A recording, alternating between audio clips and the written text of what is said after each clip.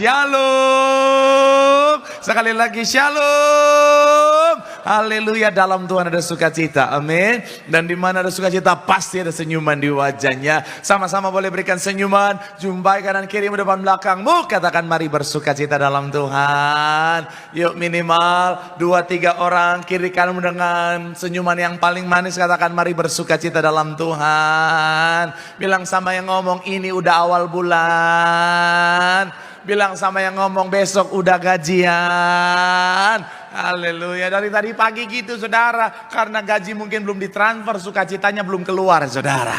Saya mau bilang sekali lagi, dalam segala keadaan tetap bersukacita. Karena kita punya Tuhan yang setia. Tepuk tangan yang paling meriah buat Tuhan. Haleluya. Dan senang bisa jumpa dengan saudara. Lihat semangat yang selalu luar biasa. Lihat kesetiaan yang selalu luar biasa. Saya mau bilang saudara, orang yang semangat setia cari Tuhan, janji Tuhan, hidupnya anak cucunya pasti diberkati Tuhan. Sekali lagi tepuk tangan yang paling meriah buat Tuhan. Haleluya. Sama-sama bilang sama saya, aku pasti diberkati Tuhan. Anak cucuku pasti diberkati Tuhan. Bilang kanan kirimu, kamu juga pasti diberkati Tuhan. Bilang sama yang ngomong, kamu luar biasa. Bilang sama yang ngomong, semangat. Tepuk tangan sekali lagi yang paling meriah buat Tuhan. Haleluya. Yuk, yang bawa Alkitab kita mau angkat Alkitab kita. Alkitab juga boleh, Alkitab juga boleh. Yang nggak bawa Alkitab angkat tangan juga boleh. Sama-sama dengan iman percaya, sama-sama kita katakan dalam nama Tuhan Yesus. Aku percaya Alkitab ini adalah firman Tuhan. Setiap kata kalimatnya sanggup memberkati aku. Dan hari ini aku pasti diubahkan. Aku pasti dipulihkan dalam nama Tuhan. Sama-sama kita katakan amin. Kita buka Alkitab kita saudara, Matius 11, 28-30. Matius pasal yang ke-11, kita baca 3 ayat, 28-30. Yang sudah di sana boleh bilang aku diberkati Tuhan. Sama-sama kita baca 3. Ya, marilah kepadaku semua yang letih lesu dan beban berat, aku akan memberi kelegaan. Sekali lagi ayat 28, 3. Ya, marilah kepadaku semua yang letih lesu dan berbeban berat, aku akan memberi kelegaan kepadamu. 29. Pikul lakuk yang kupasang dan belajarlah padaku, karena aku lemah lembut dan rendah hati, dan jiwamu akan mendapat apa? Ayat 30 dikatakan apa? Sebab kuk yang kupasang itu enak dan bebanku pun apa? Ayat 30 sekali lagi 3. Ya, sebab kuk yang kupasang itu enak dan bebanku pun apa? Ringan. Saya mau bilang saudara, hidup manusia tak bisa dipisahkan dari yang namanya beban. Sekali lagi, hidup manusia tidak bisa dipisahkan dari yang namanya beban. Namanya hidup pasti ada beban. Saya mau bilang saudara, siapapun kita, apapun latar belakang kita, di level manapun kita hari ini, saya mau bilang saudara, namanya beban pasti bisa datang kapan saja dalam kehidupan setiap kita. Saudara dan saya, kita mau banyak uang ataupun kita nggak punya uang, namanya beban pasti ada, betul ya? Saudara orang kaya pasti ada beban. Saudara dalam keadaan ekonomi yang sulit pasti juga ada beban. Saudara sebagai seorang yang punya pekerjaan, punya bisnis pasti ada beban. Saudara nganggur apalagi saudara. Iya kan? Saudara punya keluarga, saudara punya anak-anak, pasti ada beban. Apalagi saudara jomblo, ada beban juga. Saya mau bilang ya, iya. Ada banyak orang bilang begini, gue pengen jomblo aja karena kayaknya nggak ada beban. Kata siapa? Saya mau bilang saudara, jomblo-jomblo juga punya beban. Mereka pura-pura pasang status I'm single and very happy. Ya! Aslinya dia nggak happy itu saudara. Kenapa dia pasang I'm single and very happy? Supaya dunia tahu dia single dan ada yang PDKT sama dia. Haleluya. Saya udah nggak perlu tanya betul atau tidak. Saya sudah tahu dari pikiran Anda. Haleluya. Saya mau bilang saudara, namanya hidup pasti ada yang namanya apa? Beban. Tetapi saya mau bilang sekali lagi, beban kalau Tuhan izinkan pasti untuk kebaikan. Katakan amin. Nah, cuman seringkali beban dipandang salah, beban dipandang negatif. Saya mau bilang saudara, seringkali karena paradigma kita, karena pemahaman kita. Itu kenapa beberapa minggu terakhir saudara, Tuhan ingatkan saya untuk membahas tentang paradigma, karena betapa pentingnya paradigma atau pemahaman. Coba kita lihat gambar ini saudara. Jadi bicara tentang paradigma atau pemahaman, itu saudara adalah hal yang sangat fundamental. Kenapa? Karena paradigma atau pemahaman menentukan perspektif. dan perspektif akan sangat menentukan respons. Sekali lagi, paradigma atau pemahaman ini akan sangat menentukan perspektif, bagaimana kita melihat segala sesuatu, dan bagaimana kita melihat segala sesuatu akhirnya apa? Akan menentukan respon kita, dan bagaimana respon kita akan menentukan hasilnya. Kalau saudara ingat, ketika bicara tentang Tuhan Yesus ketika pulang kampung, ada banyak orang gak punya iman. Itu kenapa mereka gak terima mujizat. Tapi kenapa mereka gak punya iman? Karena dasarnya adalah soal pemahaman. Yang mereka pahami, dia bukan Tuhan, hanya manusia biasa. Yang mereka pahami, dia anak seorang tukang kayu, bahkan profesinya juga tukang kayu. Akhirnya cara mereka melihat dia bukan Tuhan, hanya manusia biasa. Responnya tidak punya iman. Akhirnya mereka tidak melihat mujizat. Saya mau bilang sekali lagi, saudara, pemahaman ini penting. Sama-sama bilang sama saya, pemahaman itu penting. Sama-sama bilang sama saya, paradigma kita penting. Amin. Itu kenapa dalam konteks beban, saya akan ajak saudara membahas satu tema, satu judul, yaitu bicara tentang paradigma yang benar tentang beban hidup. Sama-sama bilang sama saya, paradigma yang benar. Sama-sama bilang sama saya, pemahaman yang benar. Sama-sama bilang sama saya, tentang beban kehidupan. Amin. Doa saya melalui firman Tuhan hari ini, saudara dan saya akan punya pemahaman yang benar, sehingga akhirnya perspektif kita benar, respon kita benar, dan kebaikan di balik beban yang Tuhan izinkan menjadi bagian setiap kita. Tepuk tangan dulu yang paling meriah buat Tuhan. Haleluya. So, apa paradigma yang benar tentang beban yang harus kita pahami dalam kehidupan kita? Yang pertama, beban bukan hukuman, tetapi alat untuk membentuk kita. Sama-sama bilang sama saya, beban bukan hukuman. Sama-sama bilang sama saya, tetapi alat untuk membentuk kita. Amin. Ayatnya yang ke-10 dalam ayat 23. Haleluya. Bilang lu sama kanan kirimu, semangat dikit. Jangan kayak orang punya beban. Bebannya banyak. Haleluya. Yuk, ayat yang ke-10 sama-sama. 3. Ya, karena ia tahu jalan hidupku. Seandainya ia menguji aku akan apa? Sekali lagi 3. Ya, karena ia tahu jalan. Siapa ia di sini tuh? Tuhan, seandainya ia menguji aku, ia akan apa? Nah, saya mencatat di sini, saudara, paradigma yang benar yang pertama yang harus kita pahami soal yang namanya beban adalah beban bukan hukuman, tetapi alat untuk membentuk setiap kita. Kenapa ini penting? Karena seringkali ada banyak orang, mereka meresponi beban dengan cara yang salah. Mereka melihat beban dengan cara yang salah karena mereka tidak menyadari bahwa apa? Beban adalah alat yang Tuhan pakai untuk membentuk. Sehingga ketika beban itu datang, anak siapa ini? Pengerja. Iya. Saya mau bilang saudara, ketika anak ini lewat, ya, memang para pengerja Tiberias Beto sudah terangkat ke sorga, saudara.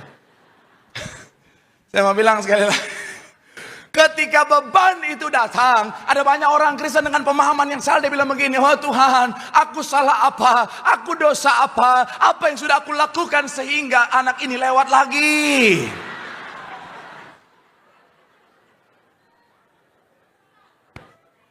Saya ganti khotbah saya dengan judul kesabaran. Haleluya. Sekali lagi.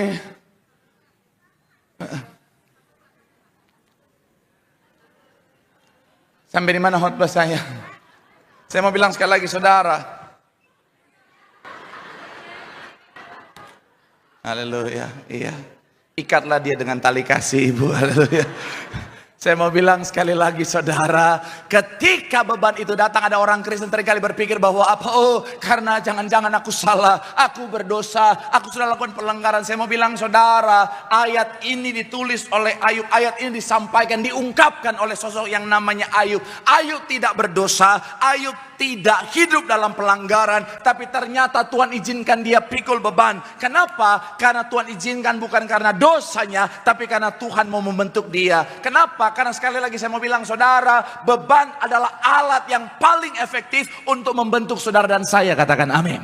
Contoh sederhana, ketika bicara tentang kita ke tempat fitness, bebanlah yang membentuk otot kita, saudara. Jadi kalau saudara ke tempat fitness, kalau mau otot berotot, berbentuk, keren, kuat, angkat beban. Ada banyak orang zaman sekarang ke tempat fitness, cuman foto-foto, pencitraan. Foto main HP, foto main HP, berarap berotot. Hello. Otot apa yang besar? Otot jari doang itu saudara. Saya mau bilang sekali lagi saudara, yang namanya beban itu membentuk setiap kita. Itu kenapa Tuhan itu.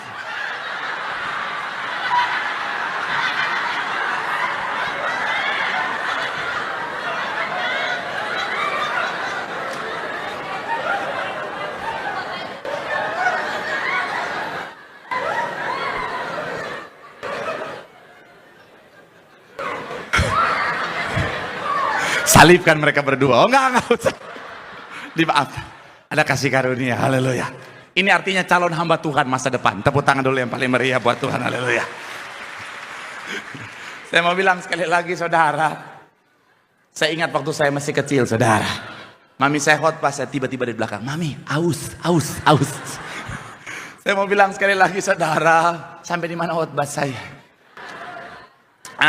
Oh iya. Tuhan izinkan beban, karena apa? Sekali lagi saya mau bilang saudara, bahwa Tuhan mau membentuk setiap kita. Kenapa? Karena hanya dengan beban ada otot yang akhirnya bisa muncul ketika kita tempat fitness. Ada beban yang Tuhan izinkan akan menguatkan setiap kita. Itu kenapa saya mau bilang saudara, orang kuat, orang hebat, itu terbentuk bukan dari beban-beban yang ringan, bukan dari keadaan yang mudah, tetapi dengan beban-beban yang berat yang membuat dia jadi kuat saudara. Itu kenapa saya mencatat di sini saudara, Tuhan izinkan beban. Saya suka kalimat dari Johnny Echada bilang begini saudara, Tuhan mengizinkan apa yang dia benci, yaitu melihat kita menderita, kemudian melihat kita memikul beban. Untuk apa saudara? Untuk mencapai apa yang dia cintai, yaitu apa? Karakter kita, kedekatan kita dengannya, dan juga kemuliaannya. Itu kenapa saya mau bilang saudara, jangan langsung merasa, oh kayaknya saya sudah berdosa, saya sudah lakukan pelanggaran. Saya mau bilang saudara, Tuhan izinkan beban bukan karena kita salah, bukan karena untuk menghukum setiap kita, tapi untuk membentuk setiap kita menjadi pribadi yang kuat. Supaya apa? Kita mencapai berkat yang sudah Tuhan sediakan. Tepuk tangan dulu yang paling meriah buat Tuhan.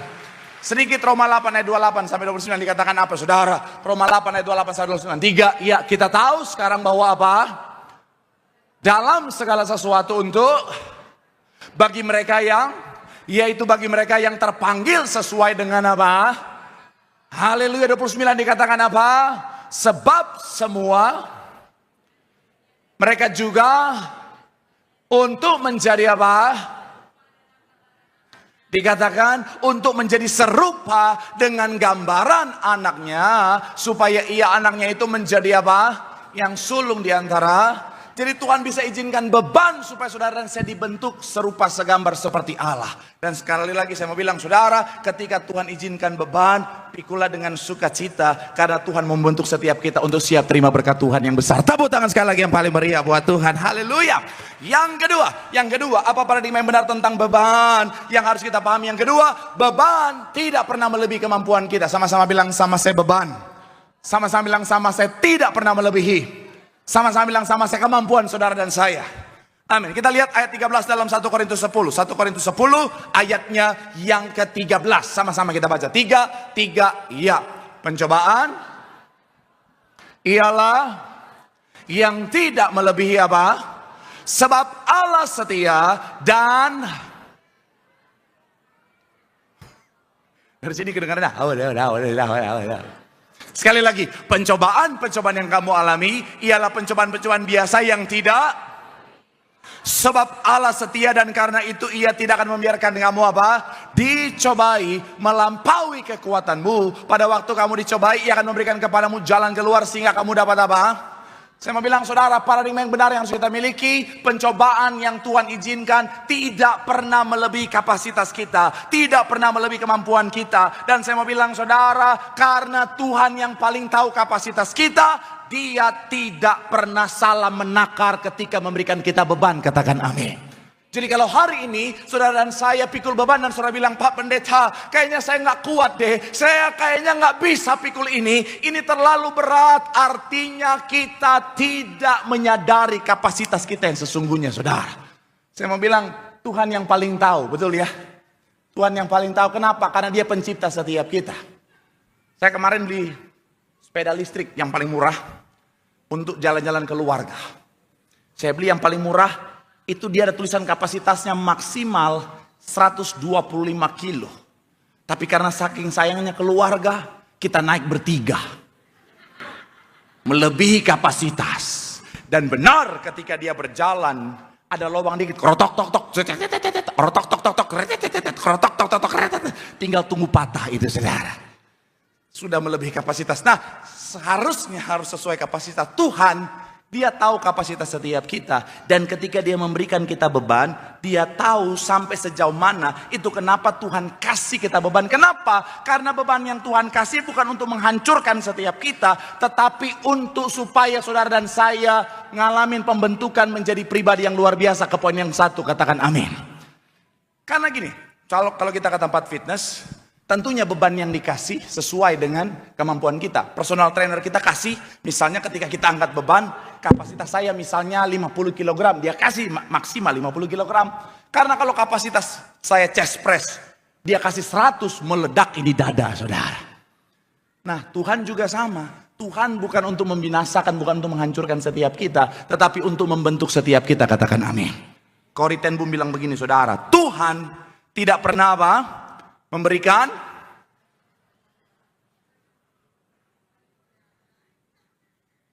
sekali lagi, Tuhan tidak pernah memberikan beban yang terlalu berat untuk dipikul oleh bahu yang telah Tuhan membentuk bahu kita dengan kasih. Tuhan gak kasih beban sehingga itu dihancurkan. Tetapi sekali lagi Tuhan kasih sesuai supaya bisa membentuk bahu kita. Selanjutnya C.S. Lewis juga bilang begini, Tuhan tahu persis berapa banyak tekanan yang bisa ditanggung oleh jiwa kita. Dia adalah apa? Yang tidak memberikan api ujian membakar lebih panas daripada yang diperlukan untuk apa? Memurnikan kita. Jadi sekali lagi, kalau hari ini mungkin saudara bilang sama saya, Pak, tapi kan kok saya pikul beban, kayaknya berat banget Pak. Pak, saya pikul beban, kayaknya saya nggak sanggup. Saya mau bilang saudara, artinya yang pertama, kau termakan kebohongan iblis. Kenapa? Karena iblis sengaja dengan kebohongannya membuat saudara dan saya percaya bahwa kita nggak sanggup pikul beban yang Tuhan percayakan. Sehingga ketika kita pikul, iblis akan bilang begini, kau gak kuat, kau gak sanggup, kau gak akan mampu. Saya mau bilang saudara, jangan biarkan iblis menipu setiap kita. Kalau iblis bilang kita gak kuat, iblis bilang kita gak sanggup, kasih tahu sama iblis, sotoy lo. Kenapa? Balik lagi, karena Tuhan yang menciptakan setiap kita. Amin. Dan yang kedua, kenapa saudara dan saya seringkali kita bilang, Pak, saya gak kuat Pak, terlalu berat Pak, saya gak bisa Pak. Artinya, salah satu kemungkinan kedua, kita memikul beban sebelum waktunya. Supaya lebih lengkap, saya panggil tim saya. Daripada mereka makan gaji buta. Nah ini dia. Yang besar masuk. Saya analogikan, biar laku yang kecil juga masuk, biar adil lah ya. Nah, daripada mereka ngobrol di belakang. Saya punya dua tim. Yang besar, gambaran saudara dan saya. Sekali lagi, di mana yang enak? Sini aja. Jadi yang besar adalah gambaran saudara dan saya. Yang kecil adalah beban. Karena memang dia beban dalam keluarga. Hah? Hah? Bebannya? Nanti saudara tahu kenapa saya posisikan begini. Jangan suruh balik, jangan.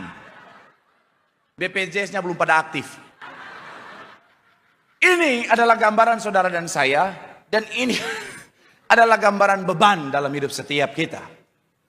Kalau hidup pasti ada beban. Silakan beban. Nah. Siapa yang suruh tadi balik? Berdua mau tanggung jawab. Anak sekecil ini berkelahi dengan beban sebesar ini. Saya pendeta sudah analisa dengan baik. Sudah berdoa supaya dapat hikmat. Kalau ditukar, baru loncat, selesai ini. Sudah betul. Nah, kalau saudara perhatikan, ketika beban ini dipikul oleh tim saya yang besar, lihat wajahnya, santai. Wede. Inilah dia model dari Tambun Bekasi. Santai banget kan? Iya kan? Santai. Kenapa? Karena dia pikul beban sesuai porsinya. Nah bagaimana kalau begini?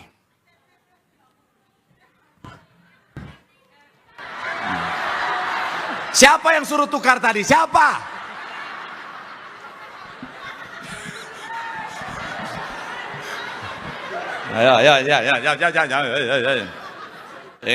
Ingat. Ingat keluarga menunggu di rumah, oke? Nah, saya mau bilang sekali lagi saudara, kalau misalnya begini ya. Tunggu, bentar.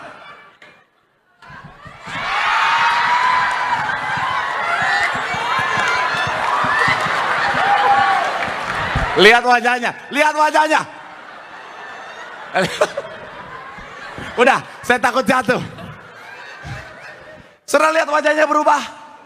Ketika pikul 1, biasa aja. Ketika pikul 2, jadi berat. Saya mau bilang saudara, saya mau jelaskan tentang begini saudara. Ini Tuhan kasih hikmat saya begini. Ketika kita pikul beban sesuai dengan timingnya, sesuai dengan porsinya, aman.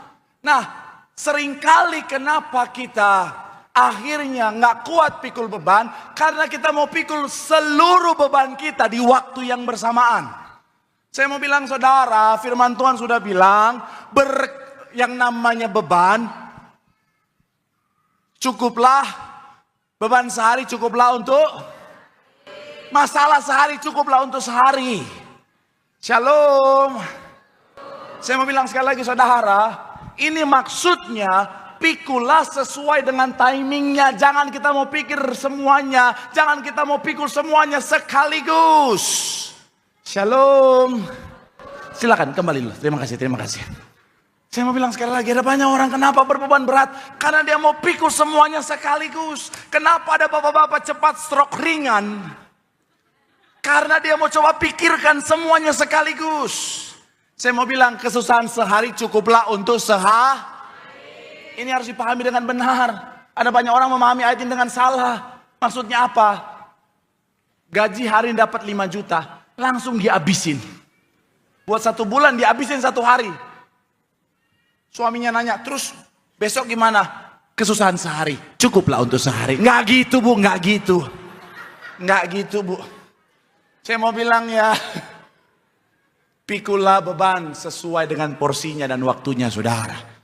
Sekali lagi saya mau bilang saudara, beban Tuhan tidak pernah kasih melebihi kemampuan kita.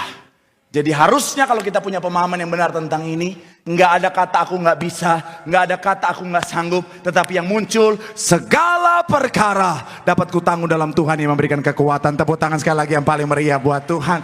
Bilang sama kanan kirimu, kita sanggup. Kita kuat. Tepuk tangan yang paling meriah buat Tuhan. Haleluya. Dan yang terakhir saya undang musik penujian saudara. Yang ketiga adalah paradigma yang benar tentang beban. Tidak semua beban berasal dari Tuhan. Sama-sama bilang sama saya, tidak semua beban. Sama-sama bilang sama saya, berasal dari Tuhan. Amin. 29 dan 30 sama-sama kita baca. 29 dan 30 sama-sama kita baca. 3 iya. Pikulah kuk yang ku. Kata ku di situ itu siapa? Tuhan. Dikatakan pikulah kuk yang ku pasang dan belajarlah, karena aku lemah lembut dan jiwamu akan apa? Mendapat ketenangan. Ayat 30 dikatakan apa? Sebab kuk yang ku pasang. Sekali lagi, sebab kuk yang ku pasang itu enak dan bebanku pun. Nah, paradigma yang ketiga yang terakhir, ada beban yang datangnya dari Tuhan, ada yang bukan dari Tuhan. Kita bahas satu persatu. Beban yang dari Tuhan, contohnya begini. Dalam pekerjaan, saudara sudah kerja dengan benar, saudara sudah hidup dalam kejujuran, saudara lakukan semua dengan baik, saudara sudah rajin. Tiba-tiba ada yang iri sama saudara, fitnah saudara. Saudara harus ngalamin situasi yang tidak mudah gara-gara fitnahan orang itu. Nah itu Tuhan izinkan, sangat mungkin Tuhan izinkan untuk membentuk setiap kita.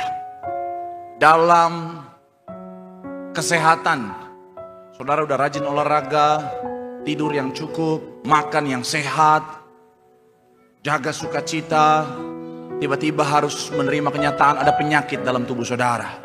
Itu sangat mungkin Tuhan izinkan untuk membentuk setiap kita. Soal ekonomi, saudara sudah rajin, bekerja dengan sungguh-sungguh, lakukan bagian dengan baik, nabung, manage semuanya, hidup fokus pada kebutuhan bukan keinginan. Tiba-tiba ada goncangan terjadi, ekonomi saudara terguncang. Nah itu sangat mungkin Tuhan izinkan beban itu untuk membentuk saudara dan saya. Saya pernah susah, saya pernah kismin, saya pernah subuh-subuh nggak bisa pulang di depan Balai Sarbini habis gereja karena uang sisa goceng nunggu pagi, kelaparan, kedinginan. Karena pernah susah, saya nggak mau hidup susah lagi. Karena pernah susah, saya nggak mau ada dalam kondisi itu lagi. Makanya setiap berkat yang Tuhan percayakan, saya manage dengan baik. Saya budgeting dengan baik. Nah, tapi bulan kemarin memang berturut-turut ada tanggung jawab yang harus saya kerjakan. Tentunya kebutuhan yang penting, karena banyak hal yang harus saya kerjakan, saudara. Baik untuk diri sendiri, pelayanan, dan juga untuk keluarga dan orang lain. Jadi akhirnya tanggung jawab ini harus saya selesaikan.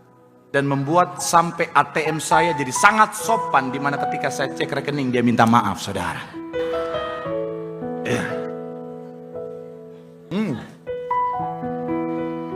Kok saudara bahagia ya? Saudara senang pendeta saudara kismin atau bagaimana ya? Ya, nah akhirnya pada saat itu saudara, beberapa momen akhirnya ada setoran saya masuk, akhirnya pokoknya seingat saya waktu itu saldonya 1 juta. Masih banyak Pak, 1 juta Pak. Kalau buat hidup sendiri banyak. Buat seorang kepala keluarga tanggung jawab banyak. 1 juta itu bikin sesak napas. Nah, dan kan laki-laki kan tidak bercerita ya. Iya. Saya mau bilang buat para wanita, laki-laki itu gak suka bercerita. Beda sama wanita, kalau ada apa-apa dia cerita terus. Kalau laki-laki itu kalau cerita tuh terkesannya kayaknya lemah gitu saudara. Makanya laki-laki itu kami tuh berusaha untuk nahan untuk gak cerita. Tapi gak bisa nahan pikiran kami untuk memikirkan. Makanya saya mau bilang buat para wanita, baik yang sudah menikah atau belum, laki-laki kalau lagi diam, apalagi nongkrong di teras malam-malam, jangan kau ganggu. Apalagi kau datang dengan tuduhan, mikirin mantan ya. Kami pengen teriak, mikirin kau. Betul para pria? Tuh. Jadi saya mikir, kemudian akhirnya singkat cerita, keluarga saya pengen jalan-jalan. Kemana? Waktu itu ke pameran IMS. Yang di Kemayoran itu, pameran mobil listrik, mobil-mobil lucu, motor-motor bagus gitu saudara. Mau lihat jalan-jalan aja. Sebagai seorang suami yang baik, kepala keluarga yang baik, saya bilang, ayo, uang 1 juta. Ayo. Saya mau bilang saudara, di Jakarta itu jalan berdua aja minimal gopek. Betul ya? Kalau yang pacaran-pacaran kalau ke mall, sekali jalan minimal gope 500.000. Makanya ada banyak orang sekarang tiba-tiba jadi introvert ya. Bukan karena dia beneran introvert, tapi karena dia mikir lumayan sekali keluar 500, langsung jadi introvert saudara. Apalagi ini 8 orang mau keluar. Saya sudah hitung nih 1 juta. Bensin tol 300 sama parkir. Uang masuk satu orang 50.000, 400, 700. Masih ada 300. Mari kita melangkah dengan iman. Sepanjang perjalanan, kamu kenapa? Enggak apa-apa.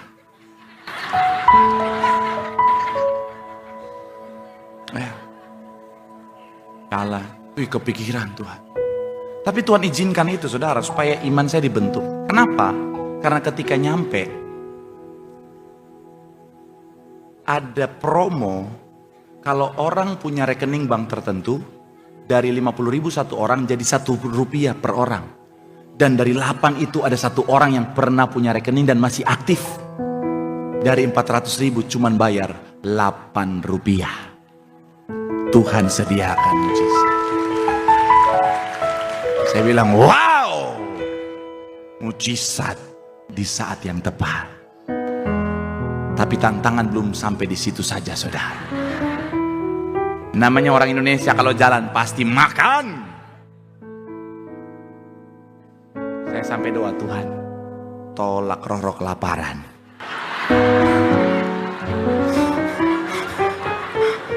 Ya, jalan itu saudara, percayalah, di dalam sana makanannya lebih mahal daripada biasa di luar, saudara. Ya, keliling-keliling junk foodnya lebih mahal, makanan-makanan yang lain lebih mahal. Jadi ketika mereka mulai mendekat, masuk lewat daerah makanan, mulai tunjuk-tunjuk. Saya cek dulu, bukan makanannya, harganya. Dan benar lebih mahal. Saya cek nasi goreng seiprit begini, 52.000. Di luar saya biasa beli nasi goreng 17.000, telur udah 2, saudara. Jadi ketika lihat makanan-makanan itu, saya lihat mereka sudah mendekat, saya lihat harganya, saya bilang, jangan. Kenapa? Enggak sehat itu.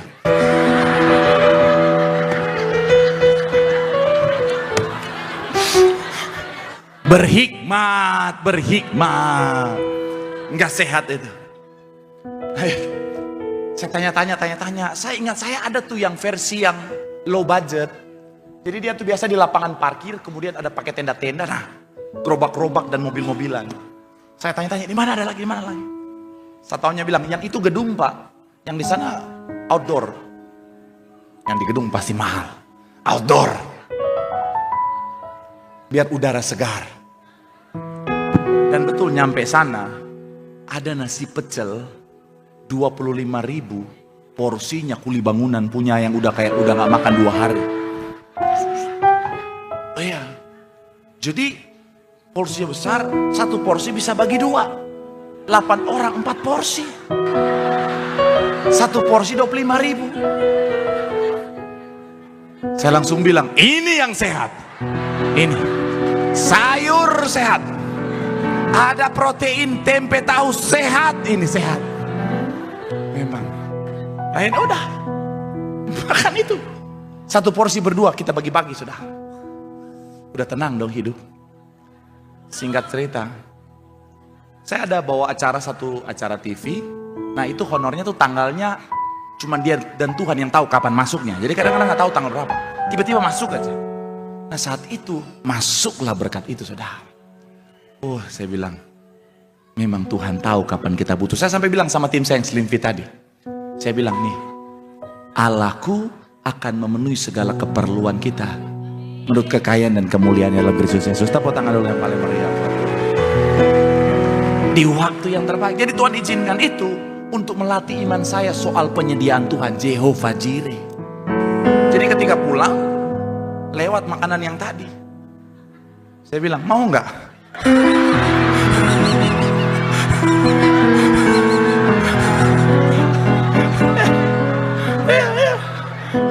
Katanya nggak set, nggak apa-apa, sekali-sekali. Itu beban dari Tuhan tuh. Tuhan izinkan untuk membentuk setiap kita. Tapi ada beban yang bukan dari Tuhan. Contoh dari iblis yang membawa ketakutan. Dia bawa roh-roh ketakutan dalam hidup kita. Nah itu iblis. Dia bikin kita takut supaya kalau orang takut lemah. Orang takut mudah dikalahkan. Orang takut logikanya biasanya nggak bisa jalan dengan baik. Apalagi kalau dari di luar Tuhan. Nah, ketakutan, kekhawatiran. Nah ini dari diri sendiri. Ada banyak wanita-wanita terbeban. Kenapa? Karena diri sendiri yang punya hasrat jadi penulis skenario. Maksudnya apa? Ada ibu bukan yang di sini, yang di BCP sana. Suami biasa pulang jam 5, jam 7 belum pulang, langsung dia jadi penulis skenario. Jangan-jangan tadi pulang ketemu mantan, tatap-tatapan, CLBK. Suami saya manggil dia kiu kiu. Udah akhirnya beban sendiri. Atau apa lagi? Beban diri sendiri. Nah, boros. Gaji 5 juta UMR. Dia kredit Pajero.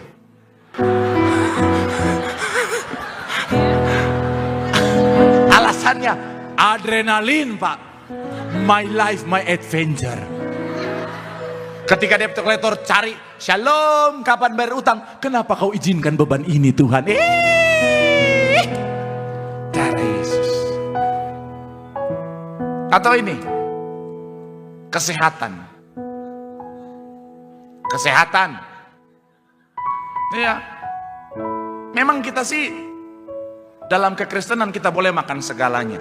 Karena yang menajiskan kita bukan apa yang masuk, tapi apa yang keluar dari mulut kita. Termasuk yang di demo di Medan pun kita bisa makan.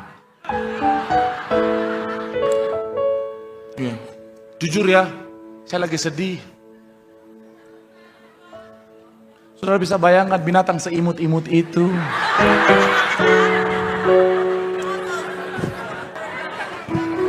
Kan dia nggak berdosa. Dia nggak salah. Dosa apa yang dia perbuat? Dia juga sama seperti bayi-bayi yang lahir tanpa dosa. Bahkan dia nggak nangis, dia cuma lahir.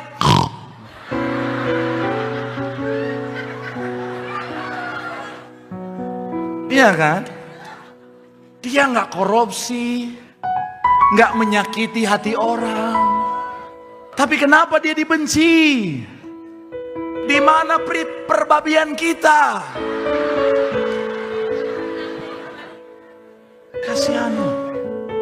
Kasihan. Tapi bukan berarti juga karena kita cinta kita makan sekali makan 1 ekor babi juga, enggak juga. Habis itu ketika kolesterol, ketika akhirnya beban penyakit, darah tinggi, semuanya bilang, Tuhan, kenapa kau izinkan beban ini? Datang ke pendeta tolong doakan saya. Ini antara Tuhan izinkan beban ini atau iblis yang menyerang saya. Sampai iblis di pojokan, bukan gue. Iblis pun bilang, gue gak makan babi. Iya kan? Menurut saudara iblis makan babi gak? Enggak. Kenapa? Bukan karena iblis bilang babi itu haram, bukan. Tapi karena dia ingat masa lalu leluhurnya pernah masuk di babi. Nggak tahu kisahnya ya? Kristen bukan? Nanti baptis lagi ya. Kan iblis yang pertama menyerupai ular. Yang kedua ada orang kerasukan, iblis dilempar kepada babi-babi. Jadi iblis kalau ingat ular, ingat babi, mereka respect. Respect abangku. Makanya iblis paling takut orang Ambon, Batak, Manado, Papuan, Cim-Cim Glodok. Suku yang paling jarang kesurupan ya semua itu.